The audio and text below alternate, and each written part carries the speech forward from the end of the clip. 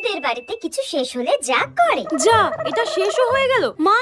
হ্যাঁ, কি হয়েছে? দেখো না, আমার ফেস ওয়াশটা শেষ হয়ে গিয়েছে। একটা নতুন ফেস ওয়াশ এনে দাও না মা। কি?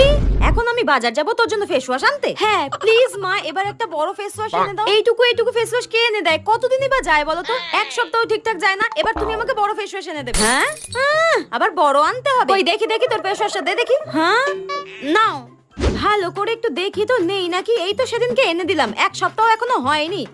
দাঁড়া, কাঁচিটা কই গেল? এই তো।